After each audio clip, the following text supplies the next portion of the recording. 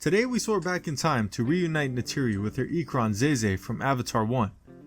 With Fire and Ash now hitting streaming, it seems like stores are purging their older toy lines, which includes the McFarlane figures from the first Avatar.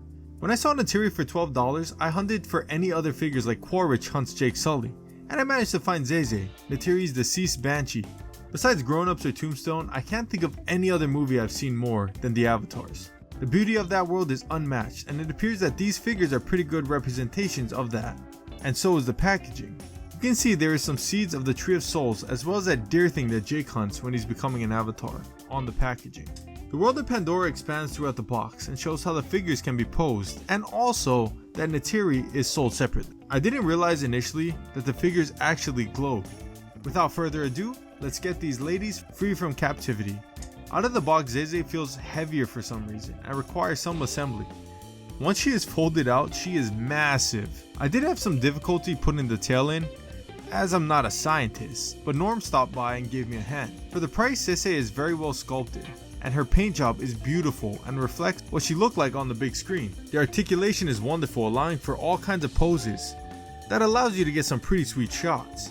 Zeze appears to be sculpted from a hard rubber or plastic, and the tail is slightly bendable for additional poses. This creature is a beautiful display piece for any fan of the franchise, but only if you have a good chunk of space available. I'd love to see what the paint job would look like under a black light, but I don't have one. I absolutely love this figure, but to make it perfect, would have been able to have the mouth open and close, and it would have been a 10 out of 10. But overall, I'd highly recommend this Zeze if you have the space. Next, we'll look at Mrs. Sully, Neytiri. She comes with her legendary bow, with an arrow that's attached, which I wish was able to detach. She's also accompanied with her blade. There's also a second pair of changeable hands. Her body sculpt is true to character, but when you make your way up to her face, she looks slightly different. Her paint job lets you know that she is a Na'vi, but her blue tone kinda makes her look like she's one of the reef people. Her wardrobe looks like Neytiri picked it out herself. When it comes to articulation, she's pretty solid. She has good articulation throughout her arms, torso, legs, and down to her feet, making her ready to pose at any time.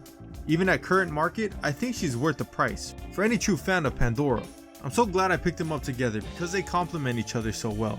Zeze even had a sleeve to put Neytiri's bow in.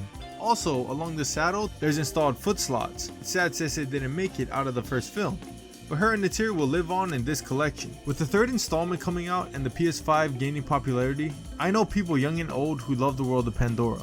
It's truly amazing the quality of things you can have in your own home now. If you enjoyed and would like to support the channel, I'll have some figures linked down below. I'll see you in the next one.